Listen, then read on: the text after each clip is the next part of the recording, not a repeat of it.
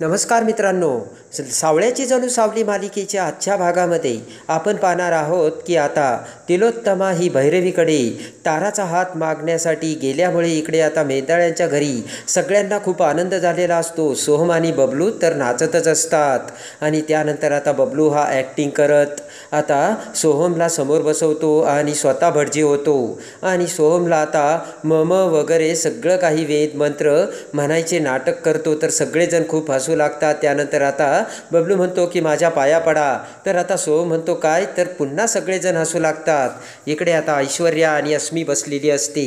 अस्मी म्हणते की ऐश्वर्या मॅडम, आता तारा मॅडम घरी येणार, तारावजी घरी येणार, तुम्ही तर शांतच दिसताय. आणि आता लगेच अस्मी म्हणते वा वा, नवीन सून या घरात येणार आणि या घरात पुन्हा एकदा पाळणा हलणार. तेव्हा आता ऐश्वर्या ही अस्मीकडे बघते आणि तेवढ्यात आता नील म्हणतो की पण लाडू कुठे, हसतच अमृता म्हणते की मॉम आणतील ना आता लाडू. तर तेवढ्यात तिलोत्तमा तिथे आलेली असते आणि तिलोत्तमा तिथे येताच आता सोहम आनंदाने उठून म्हणतो की काय झालंय मॉम.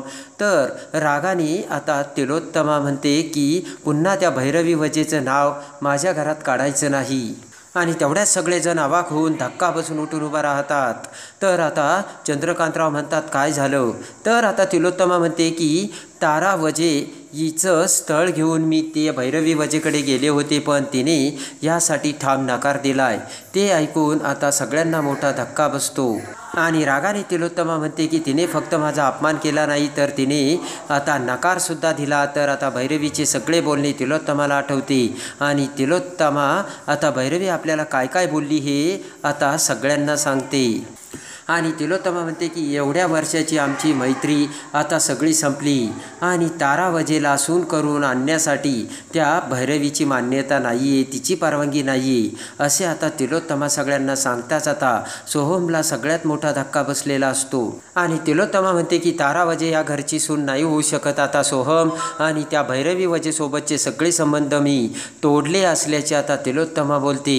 ते ऐकताच आता ऐश्वर्या खूप खुश झालेली असते. रागाने तिलोत्तमा म्हणते की वजे परिवारासाठी आता माझ्या घराचे दरवाजे कायम ते बंद आहेत.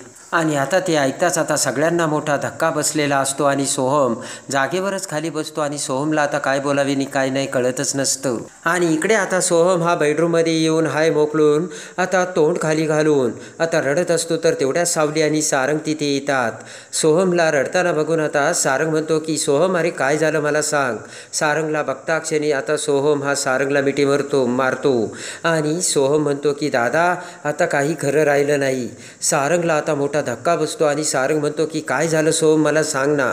तेव्हा आता सावली म्हणते की सारंग सर मी तुम्हाला सांगते आणि घडलेली सगळी हकीकत आता सावली ही आता सारंगला सांगते. आणि आता ते ऐकून आता सारंग म्हणतो की पण हे सगळं आई आणि भैरवीजीमध्ये झालंय ना, यात सोहम आणि ताराची काय चूक, ते दोघं तर एकमेकांवरती प्रेम करतात. आणि आता सारंग हा सोहमला समजावतो आणि म्हणतो की मी बोलतो आईशी, तू काही काळजी करू नकोस. आणि इकडे आता सारंग पटकन आता तिलोत्तमाच्या बेडरूममध्ये येतो. तिलोत्तमा आता विचारत करत असते.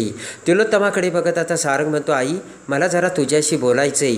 तिलोत्तमा म्हणते की मला आता कुणाशीच बोलायचं नाही आणि कशाच विषयी बोलायचं नाही. सारंग म्हणतो की मला सोहमविषयी बोलायचं. तिलोत्तमा म्हणते की मला तर सोहमविषयी अजिबात बोलायचं नाही आहे आणि त्याच्याबद्दल मला जे काही बोलायचं होतं ते मी बोलले, दॅट्स माय फायनल, असे आता तिलोत्तमा ही सारंगला बोलते. तेव्हा आता सारंग म्हणतो की यात सोहमचा काय दोष. तिलोत्तमा म्हणते की यात सोहमचा काही दोष नाही, पण ज्या गोष्टी माझ्यासोबत घडल्यात त्या सोहमसोबत घडू नयेत असंच मला वाटतंय. आणि लगेच आता तिलोत्तमा म्हणते की सारंग तुझीसुद्धा गोष्ट वेगळी होती, तुझ्या बाबतीतसुद्धा जे घडलं ना ते मला सोहमच्या बाबतीत घडायला नको. सारंग म्हणतो की आई माझी गोष्ट वेगळी होती, पण तारा तुला या घरची सून होण्यासाठी तुला आवडते ना आणि त्यासाठी तू तयार होती ना. आणि लगेच आता तिलोत्तमा म्हणते की नकार त्या भैरवीने दिला, मी दिला नाही सारंग. आणि तेवढ्यात आता सारंग म्हणतो की विश्वंभर ठाकूरसारखी पुन्हा चूक करायची काही. तिलोत्तमा आता मोठे डोळे करते. तर सारंग म्हणतो आई मला तसं म्हणायचं नव्हतं, पण माझा जो हेतू आहे ते तू समजून घे. आता तिलोत्तमा म्हणते की मला ठाऊक होतं कधी ना कधी मला तुम्ही ही गोष्ट ऐकूनच दाखवणार.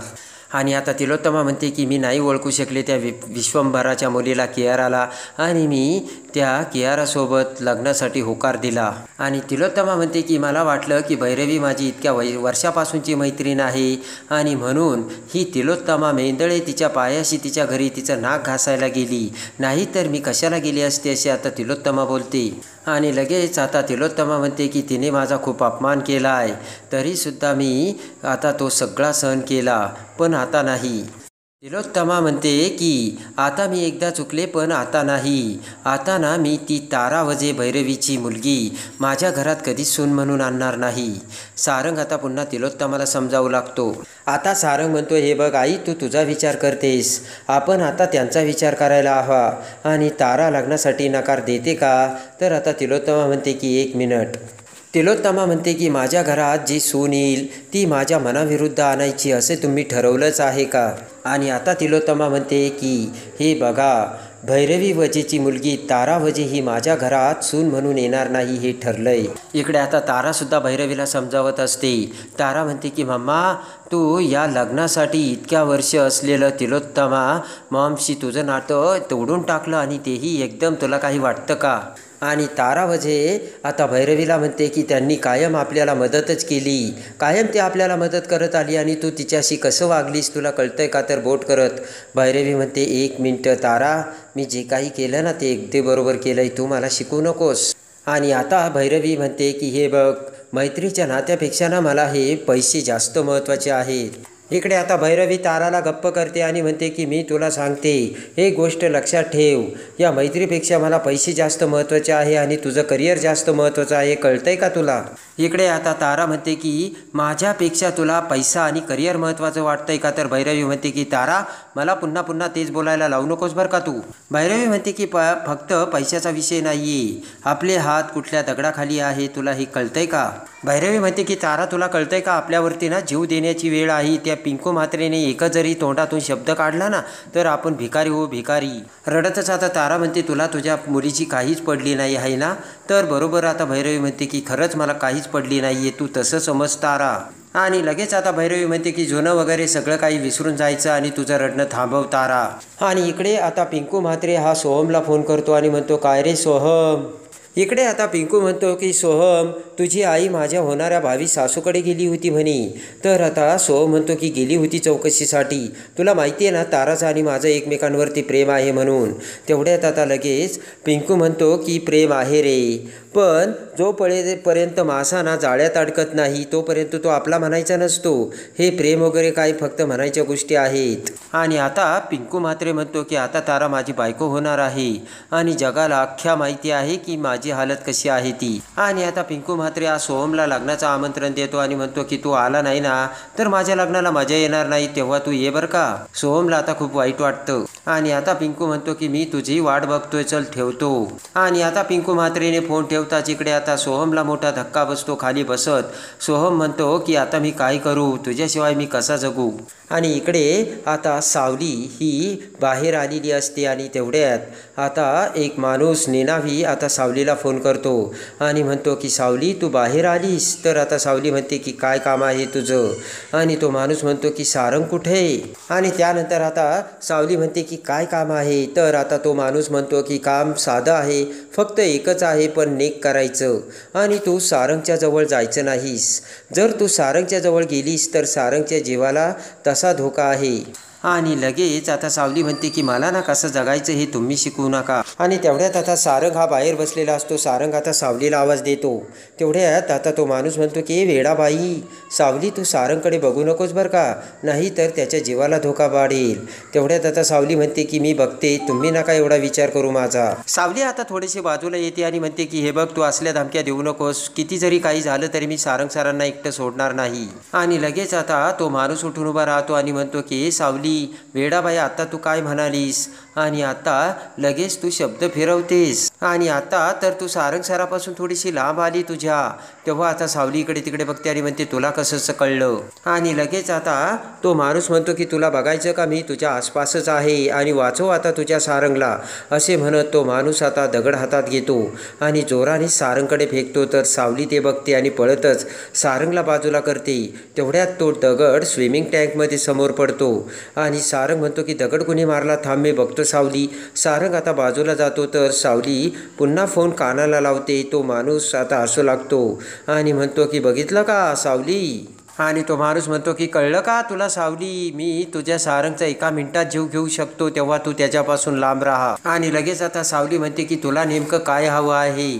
आणि लगेच आता अस्मी ही वरून ते सगळं बघत असते आणि अस्मी आतमध्ये जाते. इकडे तेवढ्यात सारंग तिथे येतो आणि सावली म्हणतो की कोण काही करेल ना, सांगता येत नाही, चल सावली तू आतमध्ये चल. तर सावली आता सारंगकडे बघते आणि लगेच आता सावली सारंगला म्हणते येते मी, तुम्ही व्हा पुढे. सारंग म्हणतो ये लवकर आणि सारंग आतमध्ये निघून जातो. सावली पुन्हा आता मोबाईल कानाला लावते तर तो माणूस आता हसू लागतो. आणि इकडे आता सोहम विचार करून थकलेला असतो. अखेर सोहम आता खूप मोठा भयानक निर्णय घेतो. सोहमने आता बेडरूममध्ये स्वतःला लॉक करून घेतलेलं असतं. तेवढ्यात आता बबलू आणि सावली ही सोहमच्या बेडरूमच्या जवळ येते आणि दरवाजा नॉक करू लागते. आणि इकडे आता दरवाजा नॉक करून सुद्धा आता सोहम दरवाजा उघडत नसतो. तर आता सावलीच्या डोक्यात वाईट विचार येतो. सावली म्हणते की सोहम भाऊजी दरवाजा का उघडत नाही, काहीतरी जीवाचं बरं वाईट तर करून घेत नसतील ना. आता बबलू सुद्धा काळजीत पडलेला असतो.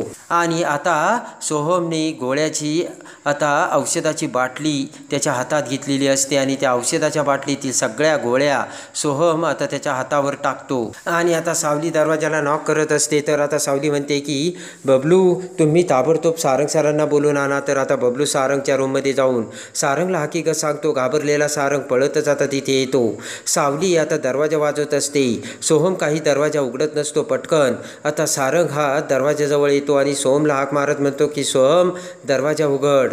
सोहमचं आता काही लक्ष नसतं आणि सोहमने हातात त्या बाटलीतील सगळ्या गोळ्या टाकलेल्या असतात. आणि आता सोहम काही ऐकायला तयारच नसतो आणि ताबडतोब आता जोराने सारंग आता दरवाजावरती आता धक्के मारू लागतो. आणि आता सारंग हा दरवाजा तोडून सोहमचा जीव वाचवणार का. आणि आता सोहमला ताराला मिळवून देण्याचं आश्वासन देऊन सावली आता कसं सोहम आणि ताराला एकत्र आणणार. आणि आता सारंग आणि सावली दोघेही सोहम आणि ताराला एकत्र आणून त्यांना कसे लग्न लावून देणार त्यांचे हे बघण्यासाठी आणि सावळ्याची जणू सावली मालिकेच्या डेली अपडेटसाठी बेल नोटिफिकेशनवर क्लिक करून आपल्या चॅनलला लाईक करा, सबस्क्राईब करा.